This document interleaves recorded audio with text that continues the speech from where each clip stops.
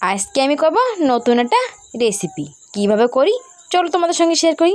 প্রথমে আমি এই যে গিলে মেটে নিয়ে নিছি। এই গিলে মেটে ধোয়ার জন্য একটা নতুন পদ্ধতি তোমাদের দেখাবো, যার কারণে গিলে মেটে সুন্দর করে পরিষ্কার হয়ে যাবে।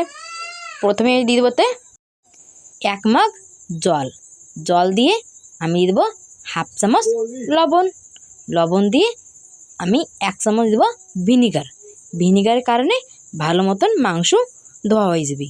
বন্ধুরা, তোমরা ভিনিগারের বদলে হাফ লেবু কাটে দিয়ে দিতে পারো। লেবুর রস চিপড়ে দিলেও ভালো মতন পরিষ্কার হয়ে যায়। এই যে আমার ভালো মতন পরিষ্কার হয়ে গেছে। আমি আধা ঘন্টা রেস্ট রেখে পরিষ্কার করে ধুয়ে নিছি, ছোটো করে কাটিয়ে নিছি। তারপরে সাথে দুটো বড় বড় দেখে আমি আলু কাটিয়ে নিছি। তারপর মশলা জন্য নিছি বাদাম, আদা, কাঁচা লঙ্কা, রসুন আর পেঁয়াজ। এর ভালো মতন একটা মিহি করে একটা পেস্ট বানিয়ে নিছি। তারপরে চুলোর পর দিয়ে দিছি কড়াই দিয়ে দিলাম ওতে তেল দিয়ে ফোড়ন দিয়ে দিলাম আমি জিরে দিয়ে একটা পেঁয়াজ আমি ছোটো করে কাটে ভাজে নিছি। ভালো মতন ভাজে নেব, যার কারণে পেঁয়াজের কাঁচা গন্ধ চলে যাবে। তারপর দিয়ে দেবো আমি সেই মশলা বাটি রাখছিলাম না, সেই মশলা বাটা দিয়ে দেবো। দিয়ে আমি অল্প একটু জল দিয়ে ভালো মতন ভাজে নেব, যার কারণে মশলা আমার ভালো মতন ভাজা হয়ে যাবে। তারপরে দিয়ে দেবো স্বাদ মতন লবণ, হলদি পাউডার আর হাফ চামচ শুকনো লঙ্কার পাউডার, যার কারণে সুন্দর একটা কালার হবে, তাই দিয়ে দেবো। অল্প একটু জল দিয়ে ভালো মতন মশলা আমি কষে ভাজে নেব। মশলা আমার কষে ভাজা হয়ে গেছে। এই দেখো সুন্দর তেল ছাড়ছে, তার মানে মশলা ভাজা হয়ে গেছে। তারপরে এক টমেটো কাটে রাখছিলাম, সেই টমেটো দিয়ে দেবো। টমেটো দিয়ে আমি কিছুক্ষণ নেড়ে চেড়ে ভাজে নেব, যার কারণে আমার টমেটো ভালো মতো সফট হয়ে যাবে। তারপরে সেই আমার ভালো মতন ধুয়ে রাখা মাইটে গিলে সাথে আলু দিয়ে দেবো। দিয়ে আমি ভালো মতন নেড়ে চেড়ে কষে ভাজে নেব।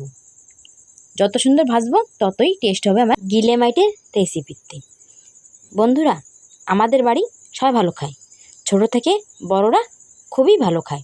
তাই মাঝে মাঝে আমি এই গিলে মেটে বাজারেতে আনাই, তাই আমি রান্না করি, সবাই ভালো খায়, আমিও খুব ভালো খাই। এইভাবে গিলে মেটের রেসিপি করলে খুবই ভালো লাগে, অনেক সুন্দর লাগে। ভিডিওটা যদি ভালো লাগে বাড়িতে একবার অবশ্য বানিয়ে খাই দেখবে, আর কমেন্ট করে জানাবে যে কেমন হয়েছিল। গিলে মাটিতে তেল ছাড়ছে, তার মানে ভালো মতন ভাজা হয়ে গেছে। এখন আমি দিয়ে দেবো এতে জল।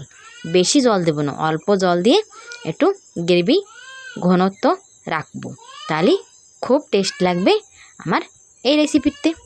এই দেখো কিছুক্ষণ আমি জাল করে নিছি, জাল আমার হয়ে গেছে। দুটো কাঁচা লঙ্কা দিয়ে আমি কিছুক্ষণ জাল করে নেবো। তারপরে দিয়ে দেবো আমি বড় চামচের 1 চামচ জিরে পাউডার, তারপরে হাফ চামচ গরম মশলা পাউডার দিয়ে নামাই নেব। খুবই টেস্টি লাগবে। এই যে দেখো কত সুন্দর হয়েছে, কতই সুন্দর হয়েছে। বন্ধুরা, তোমরা কে কে গিলে মাইটে এই রেসিপিটা ভালো খাও কমেন্ট করে অবশ্য জানাও। ভিডিও যদি ভালো লাগে লাইক, শেয়ার, সাবস্ক্রাইব অবশ্য করবে। আগামী দিন দেখা হবে নতুন একটা রেসিপির সঙ্গে। সবাই ভালো থাকো, সুস্থ থাকো, দেখতে থাকো আমার নিত্য নতুন রেসিপি।